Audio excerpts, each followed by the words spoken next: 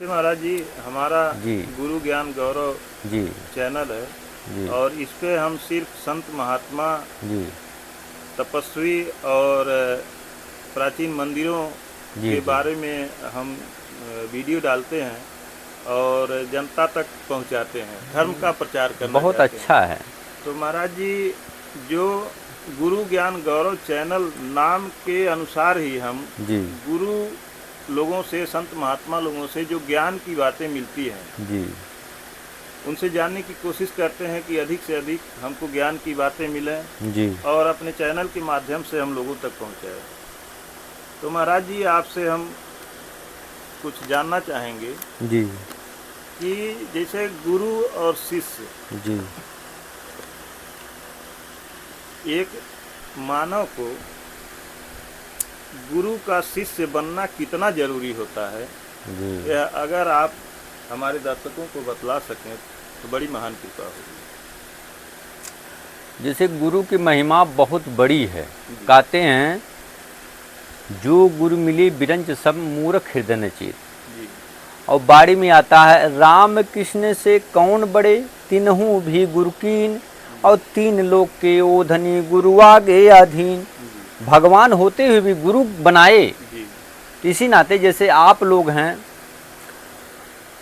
अगर एक माँ के दो बच्चे हों और उनको एक को जंगल में छोड़ दिया जाए, एक को गुरुकुल भेज दिया जाए, तो 6 वर्ष के बाद अगर लाएंगे आप, तो वह तो शिष्टाचार सीखा रहेगा, आपको आएंगे प्रणाम करेंगे। जी लेकिन अगर जो है जंगल के बच्चे को लाएंगे, भले दोनों बच्चे एक माँ के हों, लेकिन वो बंदर की तरह चलेगा और जब कहोगे प्रणाम करने के लिए तो कूद के आपके सर पर बैठ जाएगा। जी तो भले माँ के दोनों बच्चे हैं, लेकिन उनको जो है गुरु के आश्रम में जो शिक्षा मिलती है, वह जंगल में ऐसे कोई ना कुछ दे, केवल जीने के लिए खाना भर दे दे, तो वह बंदर बन जाएगा। तो ऐसे ही मनुष्य शरीर है, प्रथम गुरु माता और पिता जो हैं रक्त बीज के दाता। दूसरा गुरु भई वह दाई जो हरिजन है, नाड़े काटती है और जो गर्भवास की मैल छुड़ाई। तीसरा गुरु जो नाम धराया, राम श्याम कृष्ण अंगद जी, ले ले नाम तो ग्राम पुकारा। चौथा गुरु कुछ शिक्षा देना, नहीं तो कोई 200 का रुपया दे और 2000 रुपया बताकर आपको ठग ले, तब संसारी मार्ग चिन्हा। और 5वां गुरु भगत को दीन्हा, तब राम कृष्ण का सुमरण कीना। और 6वां गुरु भरम सब तोड़ा, तो ओंकार से नाता जोड़ा कि ओंग जहाँ से, ओंग से ही ब्रह्मा विष्णु महेश का प्रकट हुआ है, उनके अंश थे कृष्ण भगवान राम। तो वो हैं याद। इसी नाते जितने भी पूजा पाठ होती हैं हमारे हिंदू सनातन में, ओंग लगाया जाता है। अगर ओम नमः शिवाय, ओम भूर्भुवः नमः, ओम गणेशाय नमः, कोई भी चीज़ आप मंत्र पढ़ते ओम लगाना पड़ता है। जैसे आप आईडी कार्ड बनाते हैं, पिता का नाम डालना पड़ता है, तब तो बनेगा ना, नहीं बनेगा। तो 7वां सदगुरु शब्द लखावा, जह के जीव तहाँ पहुँचावा। 7 गुरु संसार में देही के सुख देत, और 8वां गुरु प्रभु जी हैं, जन्म मरण हर लेत। तो 7 गुरु हैं संसार में, तो पीढ़ी दर पीढ़ी सबको क्लियर करना पड़ता है, तब जाकर ये नहीं कि आप एक से वहाँ पहुँच जाए PhD में। तो गुरु और शिष्य का रिश्ता वैसे जैसे चंदा और चकोर का होता है, शिष्य भी वैसा होना चाहिए कि गुरु के प्रति समर्पित होना चाहिए। जैसे गोपी चंदा और जो है भरथरी जी थे, वो जब राज त्याग कर आए हैं तो राजा थे, कभी कोई काम नहीं करते थे, सोने की तरह शरीर था उनका। लेकिन गुरु की आज्ञा में गुरु जी कहे कि बेटा जाओ, राजस्थान में एक राजा हैं अलवर में, वहाँ पर बन रहा है बहुत बड़ा महल, वहाँ पर जाकर गारा माटी दो, और लेकिन वहाँ पर मजदूरी नहीं लेना है, मजदूरी नहीं लेना है। अगर खाने को होगा अलग से जंगल से लकड़ी लेकर आना और तब भोजन करना। और उनको भगवान पाना था, कभी काम नहीं किए थे, लेकिन कहने लगे मुझे भगवान पाना है। शीश सौंपा गुरुदेव को, सफल हुआ यह शीश, नित्यानंद इस शीश पे बसे विश्व बीस। वो निकल पड़े और वहाँ गए, वहाँ पर जो है गारा माटी ढो रहे थे, लेकिन अब राजा का शरीर था, भूख लगा, कहने लगे चलो जंगल में। लेकिन वहाँ पर एक कुंभकार था, वो कहने लगा आप लोग महान आत्मा लग रहे हैं, यहीं पर हमारा थोड़ा माटी का सेवा कर दो, हमें बनाना है बर्तन। तो कहने लगे ठीक है, थोड़ा सा वो करने लगे। वहाँ पर उनको वह 1 रोटी 2 रोटी देता था। लंबी कहानी है लेकिन शॉर्टकट में बता रहे हैं। उसके बाद उनकी जो पत्नी थी कुंभकार की, वो जो है बहुत कर्कश थी। वो कहने लगी कि अरे मैं चलती हूँ, देखती हूँ आप 9 रोटी 10 रोटी ले जाते, कहते हैं कि भाई उनको भी देते हैं, क्या काम करते हैं।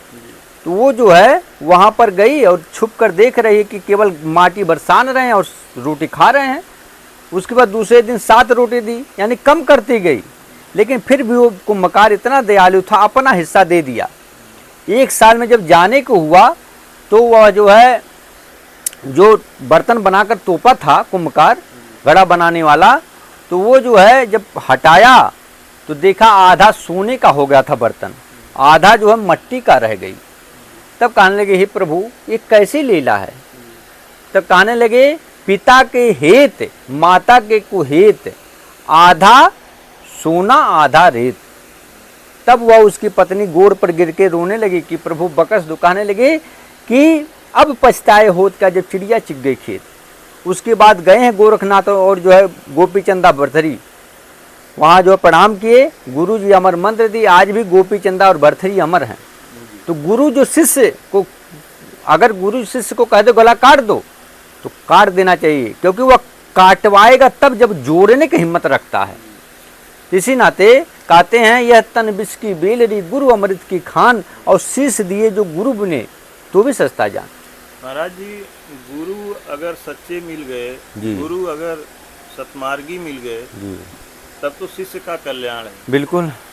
लेकिन गुरु जी एक सवाल उठता है कि अगर गुरु ही गलत मिल गए तब फिर शिष्य के लिए क्या रास्ता बचता है? शिष्य के लिए ये है, जैसे आप तड़प रहे हैं कि हम गोरखपुर गोरखनाथ मंदिर जा रहे हैं और हमारे जैसे कोई अज्ञानी मिल गया जिसको जानकारी नहीं है, तो कहेगा कि अरे बेटा गोरखपुर का रास्ता ये है और ऐसे चले जा, और वो बता दे रहा अयोध्या नगरी वाला रास्ता। तो आप रो रहे हैं, तड़प भी है, लेकिन आपका जिंदगी बर्बाद है।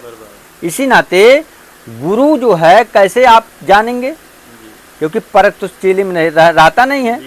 इसी नाते वहाँ कहा जाता विवेक, उनके वचन कहते हैं बाड़ी से ही जानिए चोर साह की घाट, अंतर कुल के करनी निकले मुँह की बात। अगर जीते जी आप वहाँ पर उनकी सेवा करिए, आप जब वहाँ रहेंगे तो कुछ दिन में पता चल जाएगा आपकी मनोवृत्ति बदल रही है कि नहीं, आपका काम क्रोध लोभ मोह अहंकार खत्म हो रहा कि नहीं, कि और चंचल हो रहा है। तो वहाँ पर रहना पड़ेगा, उनकी इर्द गिर्द रहना पड़ेगा, तब परीक्षा हो सकती है। ये नहीं कि आप एक दिन आए फिर चले गए। पहले जो पहले के लोग रहते थे 12-12 वर्ष तक संतों के यहाँ जाते थे, वहाँ रहते थे, वो एकदम अपने आप को समर्पित रख देते। कोई मट्टी फेंक देता, कचरा फेंक देता तो भी कहते चलो हम साफ कर लेंगे। तो मिटा दो अपनी हस्ती को, अगर कुछ मर्तबा चाहे कि दाना खाक में मिलकर गुली गुलजार होता है। यह दास है।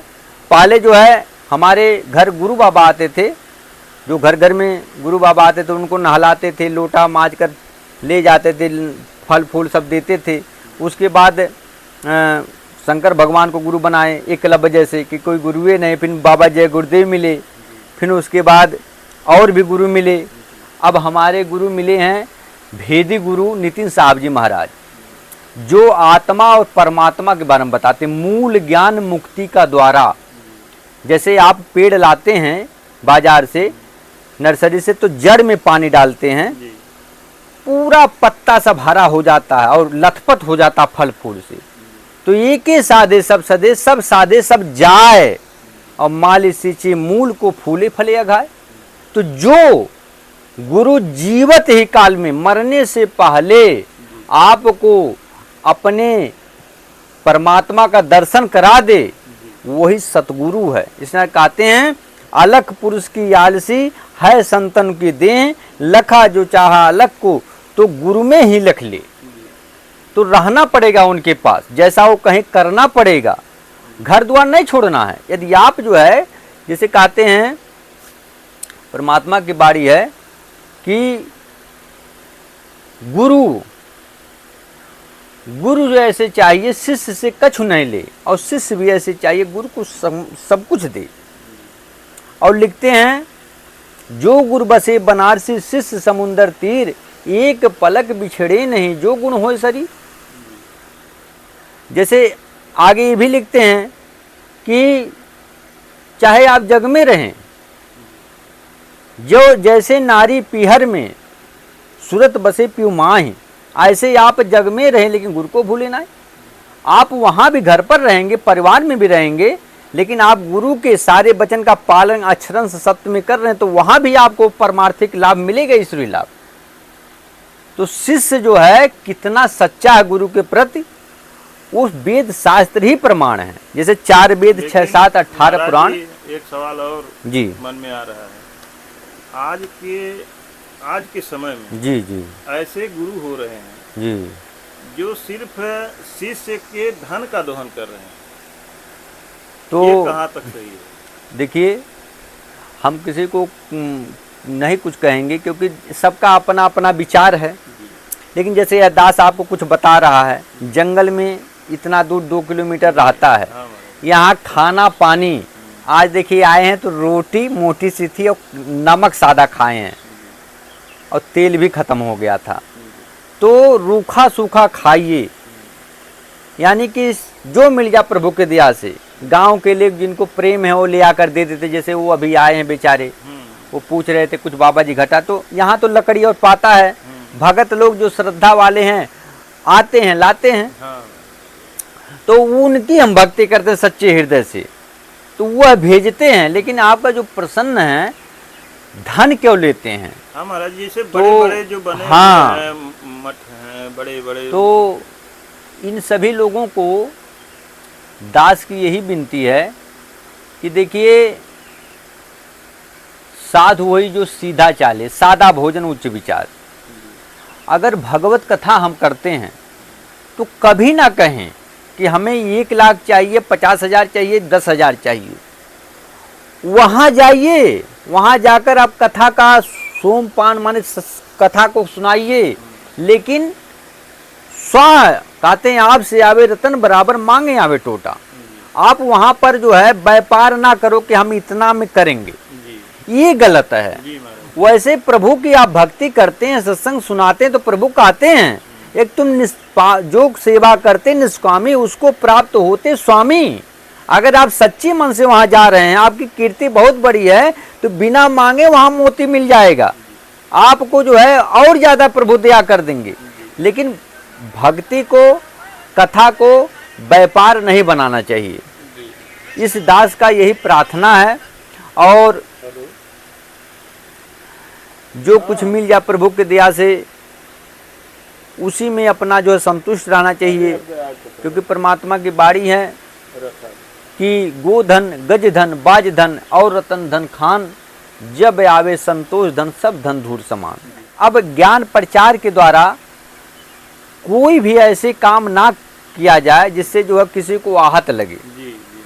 यानी बिजनेस नहीं बनाना है। वो काम तो कर रहे हैं, वृद्धाओं की सेवा कर रहे हैं, गौ आश्रम खुले हैं, लेकिन बताने से लोग जब देंगे तभी तो चलाएंगे। अगर जैसे आप इस दास के पास नहीं आए होते तो लोग हमें कैसे जानते? तो इसी नाते कई लोग ऐसे हैं जो वहाँ पर तय करते हैं, वो गलत है।